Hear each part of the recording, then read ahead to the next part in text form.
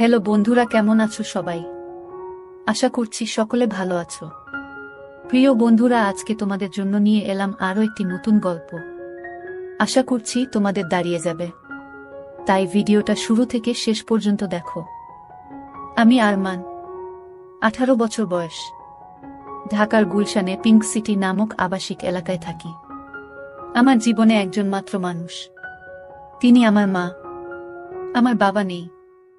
আমি যখন 5 বছর তখন বাবা মারা গেছে। আমার কথা ভেবে মা কখনো বিয়ে করেনি। যাই হোক, আমার মার পরিচয় দিই।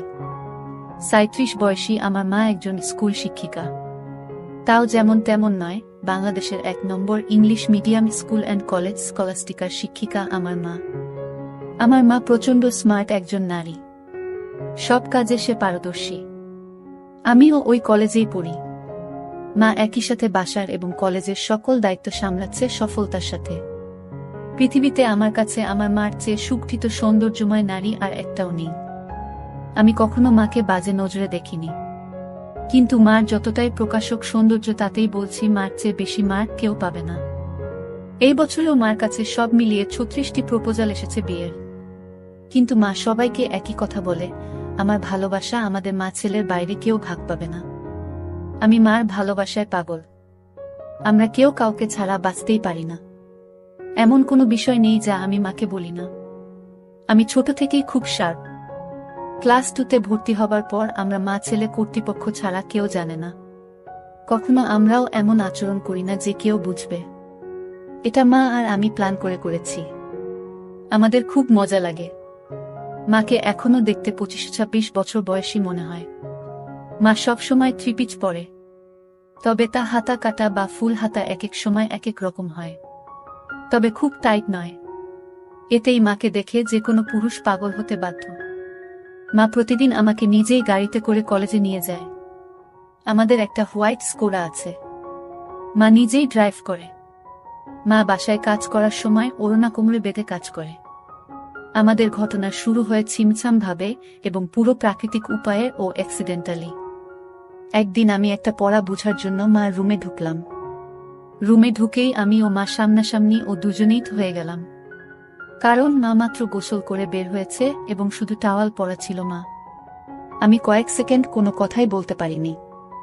চোখ মার উপর থেকে সরছে না। কিন্তু লজ্জা পেয়ে মার চিৎকারে আমিও একটা চিৎকার দিয়ে বেরিয়ে আসি সরি বলতে বলতে।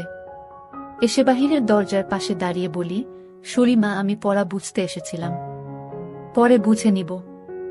এই বলে আমি আমার রুমে গিয়ে খাটে বসতেই মার দেখা এই পলকে সৌন্দর্য চোখ থেকে সরাতে পারছি না।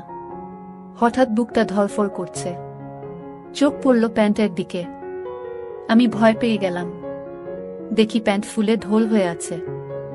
আমার মন ভাঙচুর হয়ে যাচ্ছে মাকে এমন রূপে দেখে। কখন যে ঘুমিয়ে গেলাম বলতেই পারি না। ঘুম ভাঙতে দেখি তখন সন্ধে হয়ে গেছে। উঠে ফ্রেশ হয়ে বের হলাম রুম থেকে। সামনে মা পড়ে গেল। ড্রয়িং রুমে বসে টিভি দেখছে আর সালাদ কাটছে।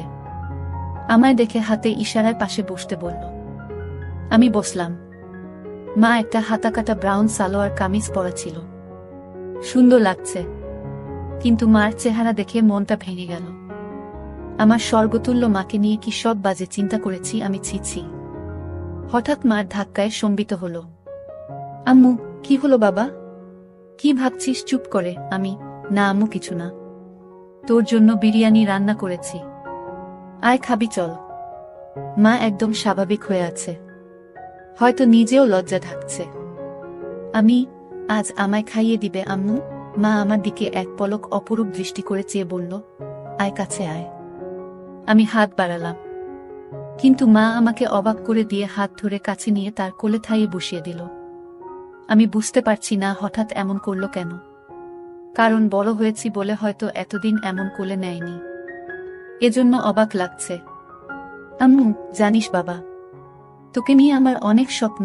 আমি জানি মা, আমি বড় মানুষ হয়ে দেখাবো। আম্মু, তুই বুঝছিস না। আমি চাই না তুই টাকা পয়সা কামানোর জন্য জীবন পানসে করিস। আমি মানে?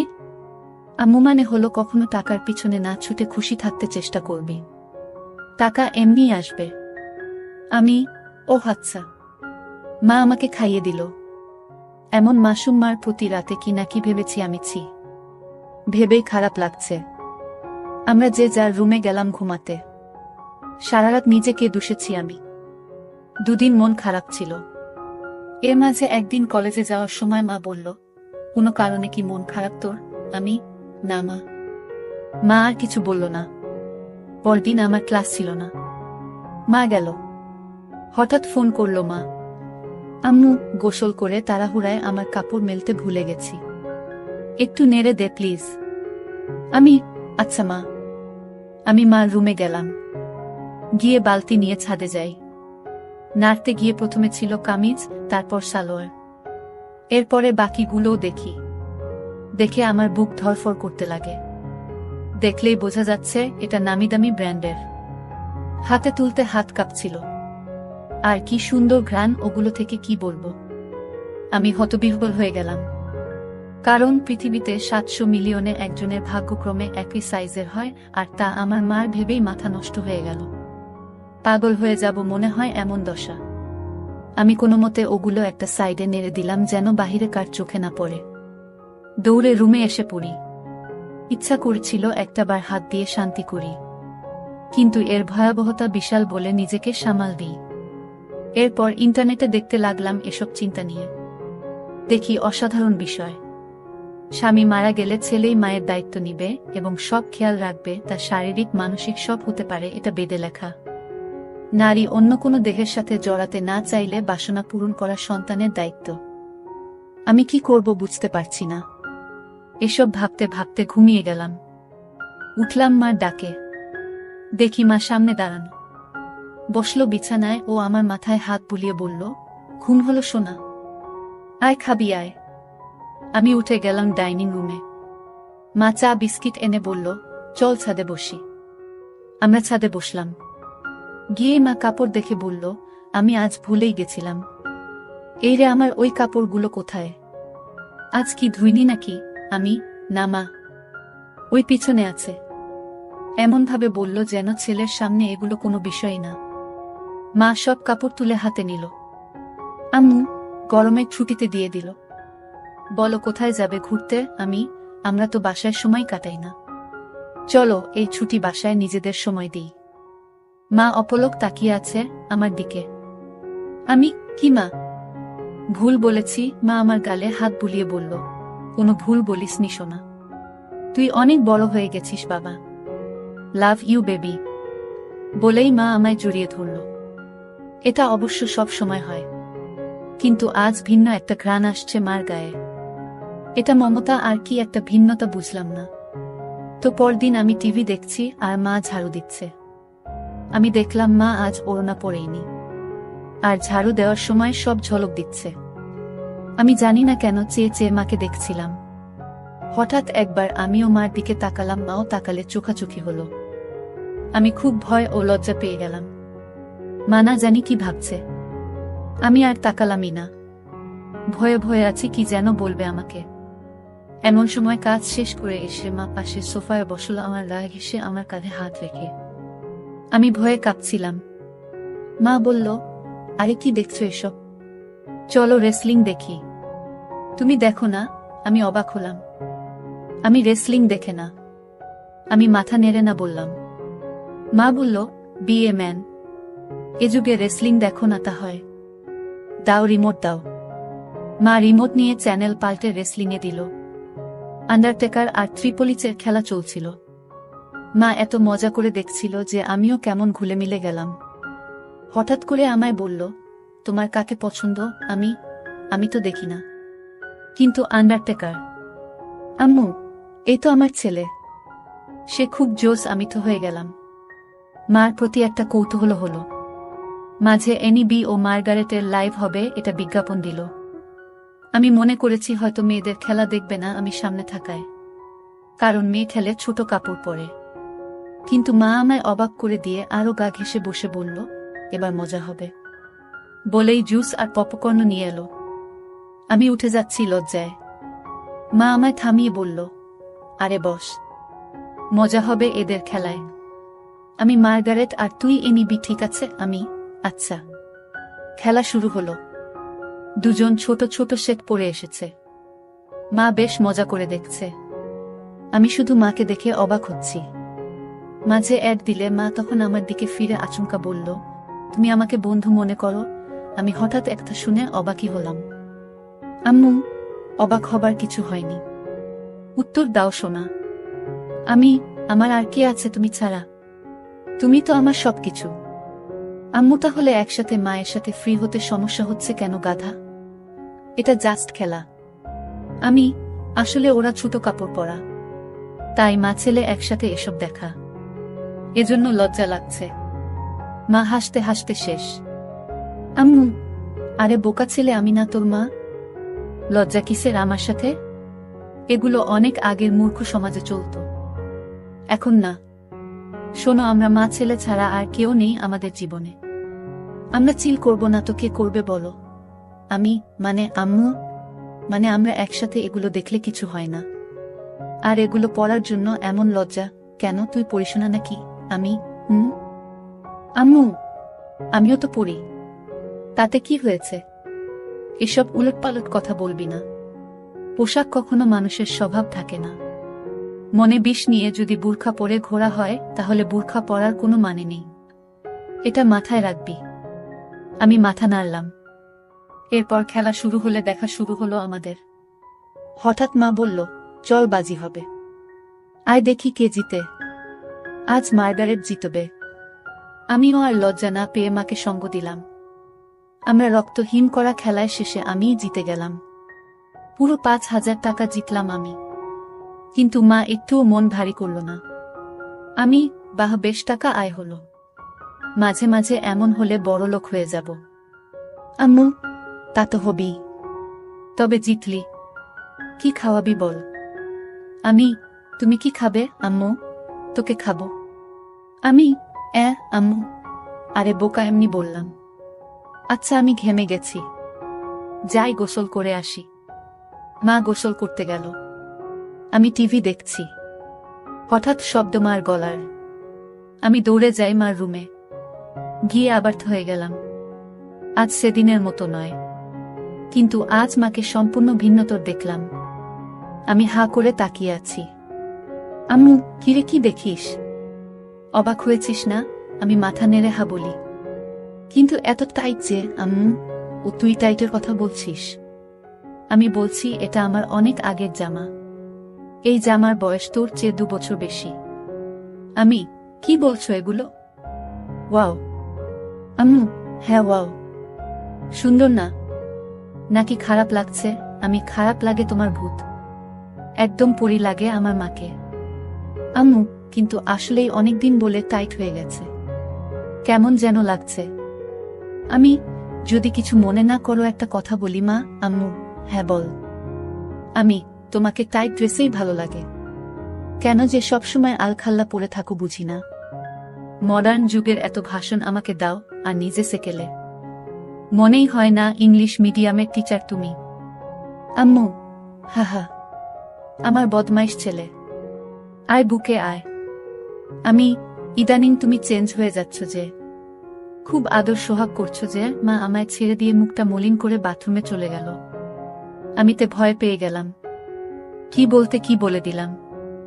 একটু পরে মা আবার আলখাল্লা পরে হাতে ওই জামাটা এনে আলমারিতে রেখে ধপাস করে বন্ধ করে নিচে কিচেনে চলে গেল। আমি কি বলবো বুঝতে পারছি না।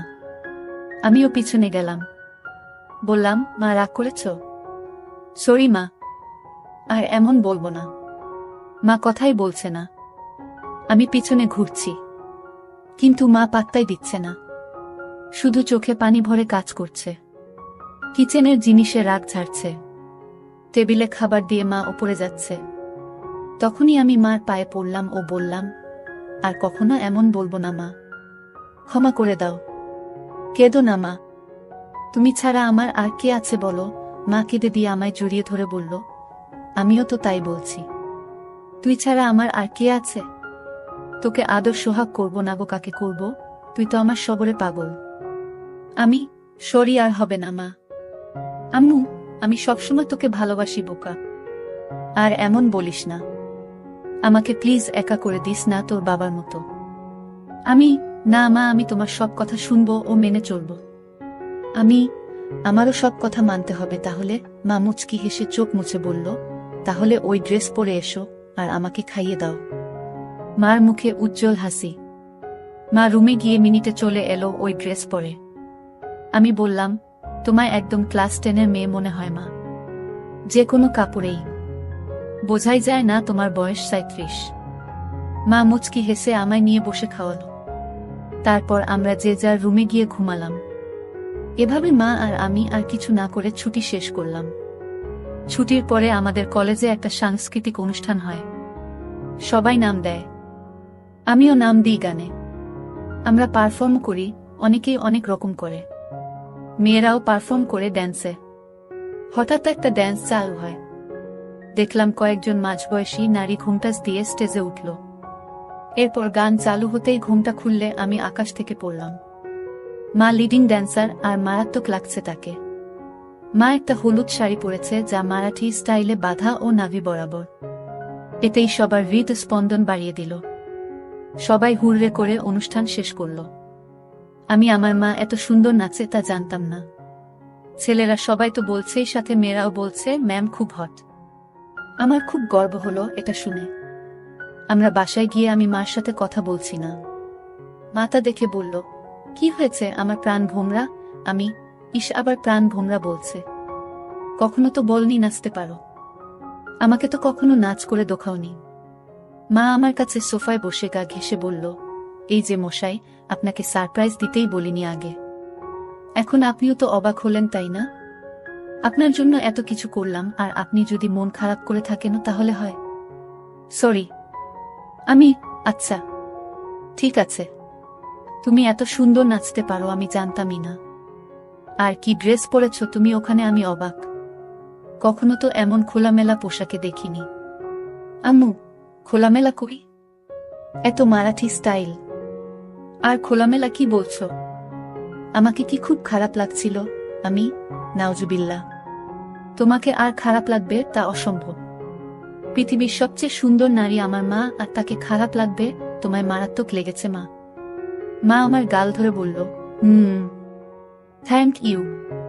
আম্মু, মা একটা কথা বলি? আম্মু, হ্যাঁ বল। আমি, আমাকেও একদিন নেচে দেখাবে প্লিজ? আম্মু, তুই আমার নাচ দেখবি? ভালো লেগেছে আমি খুব।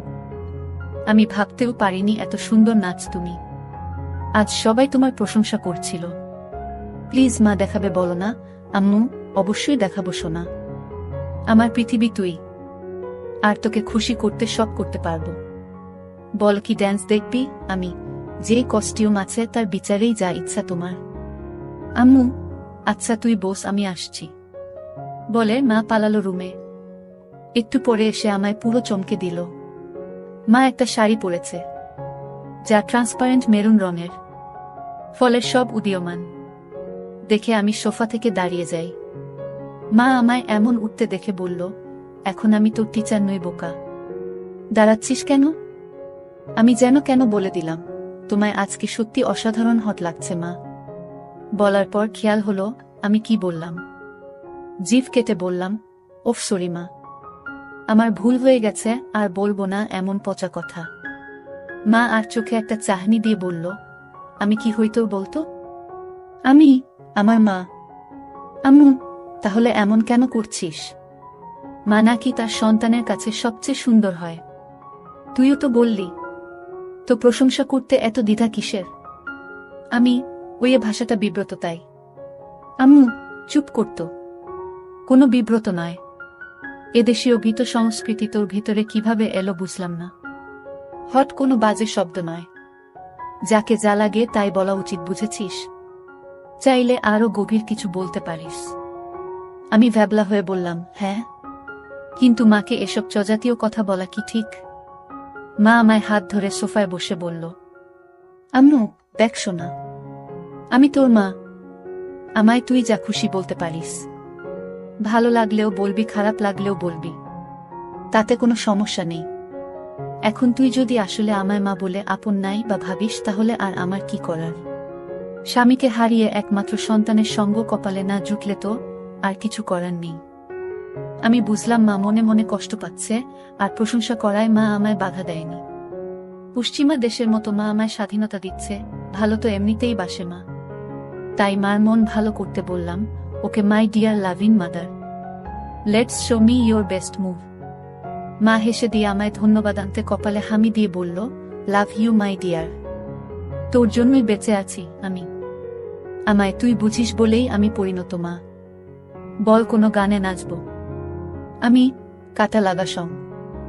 মা চোখ বড় করে বলল, নটি বয়। আমি হেরে যাওয়ার মতো মাথা নিচু করলাম। মা আমার থুতনি ধরে তুলে চোখে লাস্যময়ী হাসি এনে বলল, আমার ছেলে বলবে আর আমি মা হয়ে তা করব না, এটা হতে পারে? বলেই মা কাটা লাগা সং বাজিয়ে পৃথিবীর সকল সৌন্দর্য নিজের ওপর এনে নাচতে লাগলো।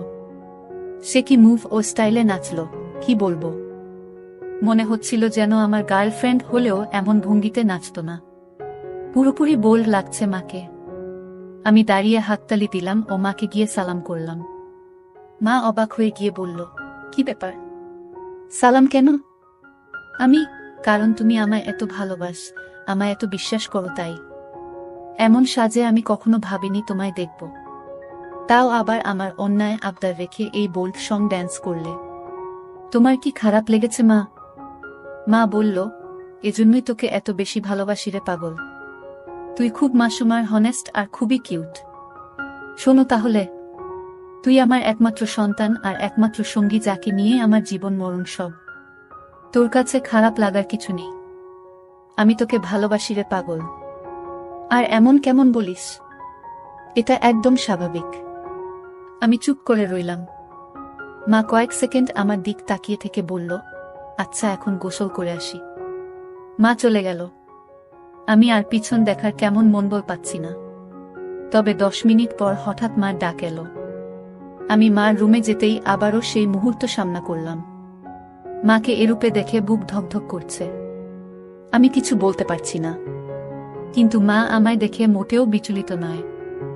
একটু কড়া কণ্ঠে বলল, বস বিছানায়। আমি কি করব বুঝতে পারছি না। মা এবার আরো একটু কড়া হয়ে বলল, বসতে বললাম না। আমি চট করে বসলাম। মা আরেকটা তোয়ালে দিয়ে চুল মুছে তাতে বেঁধে এসে আমার পাশে বসল। আমি নিচের দিকে মুখ করে আছি। আম্মু, আমার দিক তাকা। আমি তাকালে মা বলল, আমি তোর কি? আমি মা? আম্মু, আমি খেয়াল করছি সেই দিন এমন তোয়ালে পরা দেখার পর থেকে তুই পাল্টে গেছিস। কেন এমন কেন করছিস? আমি সরি মা। আমি আসলে সেদিন একটা পড়া বুঝতে এসেছিলাম। জানতাম না তুমি গোসল করে তোয়ালে পরে বের হয়েছিলে, তাই ঢুকে পড়ি। আর হবে না মা, ভুল হয়ে গেছে। আম্মু, আর একটা কথা বললে একটা চড় মারব। তোকে সারা জীবন এ শিক্ষা দিয়েছি আমি না তোর মা। তুই ছোট থেকে আমায় এমন দেখেছিস, এখন একটু বড় হয়েছিস বলে আর দেখিসনি। তাতে এমন করার কি হলো? কিন্তু এখন তো আমি বড় হয়ে গেছি মা। আম্মু আবার কথা বলে, সন্তান আজীবন মার কাছে ছোটই থাকে। আর তোয়ালে পরে দেখায় কি দুনিয়া উল্টে গেছে? আমায় কি তোয়ালেতে দেখতে এতটাই বিশ্রী? আমি মার মুখে হাত দিয়ে বললাম, না মা, দুনিয়াবি সবচেয়ে সুন্দর তুমি, যা সব কিছুতেই। আম্মু, তাহলে এত কাহিনী কেন? আমি ভেবেছি তুমি আমায় কি নাকি ভাববে, তাই ভয়েছিলাম। আম্মু শোন, আমরা ছাড়া আর কে আছে যে নিজেদের স্পেসটুকু নষ্ট করব? তোয়ালে পরে দেখলে কিছুই হয় না পাগল। আয় বুকে আয়। এরপর মা বলল, তোর খিদে লাগেনি? যা ড্রয়িং রুমে বস, আমি আসছি। আমি অপেক্ষা করছি। মা এলো কিচেনে, রান্না করছে আর গুনগুন করে গান গাইছে। আমি পিছন থেকে জড়িয়ে ধরলাম মাকে। পিছন তাকিয়ে দেখে আমি হাত সরিয়ে নিই। মা মুচকি হেসে আমার হাত ধরে গান গাইতে থাকলো। আমি আগে কখনো এত খুশি হয়নি। আম্মু, আমার জীবনে এমন একটা ছেলে থাকলে খুশি হব না? বল কি খাবি? আমি স্যুপ। আম্মু আচ্ছা যা টিভি দেখো, আমি আসছি স্যুপ নিয়ে। আমি বসে টিভি দেখছি। মা স্যুপ এনে আমায় খাইয়ে দিল, ও নিজেও খেল। আম্মু আচ্ছা আমার কিছু শপিং করতাম, তুই থাক একটু বাসায়, আমি চলে আসবো তাড়াতাড়ি। মা শপিং করতে চলে গেল। এলো অনেকগুলো ব্যাগ নিয়ে, সব নিয়ে সোজা রুমে রেখে এলো। আমি, কি কিনলে?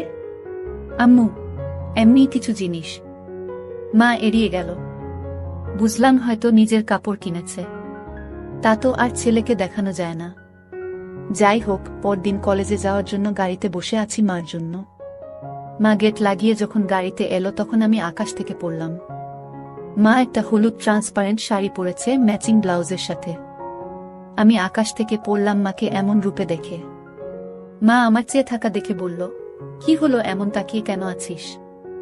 আমি, তুমি অনেক পাল্টে গেছো মা। মা মুচকি হেসে বলল, এটা কি তোর খারাপ লাগছে? আমি, আরে না না, আমার কাছে উল্টো ভালো লাগছে। মা চোখ কুঁচকে বলল, ভালোটা আবার কেন? আমিও চাই তুমি নিজের জীবন সাজাও, ভালো ও খুশি থাকো। পোশাকটা না হয় তারই শুরু। মার মুখে উজ্জ্বল গর্বের হাসি। I am proud of you baby. আমি, মিটু মম। আজকে অসাধারণ লাগছে মা। আম্মু, আমি ভাবছি এখন থেকে শাড়ি পরব। আমি, ভালো ডিসিশন। কিন্তু শুধু শাড়ি কেন? আম্মু, এমনি না হলে আর কি পরা যায় বলতো? আমি, আমাকে জিজ্ঞেস করছো? মা কাকের মতো আশেপাশে তাকিয়ে বলল, আর কাউকে দেখছিস গাড়িতে? আমি না মানে একজন মা তার ছেলের সন্তানের কাছে পোশাকের সিদ্ধান্ত চায় তাই বললাম। বাংলাদেশে এটা স্বাভাবিক নয়। আম্মু, আমার কাছে সবকিছু তুই, তাই আমার কমেন্ট তুই করবি। বল কেমন পরব? আমি, সত্যি ফ্র্যাঙ্কলি বলবো। আম্মু, এবার চড় খাবি? আমি, সরি। আম্মু, বল। আমি, a bit of western you know. মা আমার দিকে তাকিয়ে রইল কয়েক সেকেন্ড। মার এই রহস্যঘন তাকানো বুঝি না। আম্মু, ওয়েস্টার্ন। বলেই মা গাড়ি চালাতে লাগলো। কিছু দূর যাবার পর একটা ঝোপের কাছে গাড়ি দাঁড় করালো। আমি বুঝতে পারছিলাম মা কেন গাড়ি দাঁড় করিয়েছে। মা গরম গরম নিঃশ্বাস ফেলছিল, আর হাতটা আমার নিচের দিকে বাড়িয়ে দিতে লাগলো।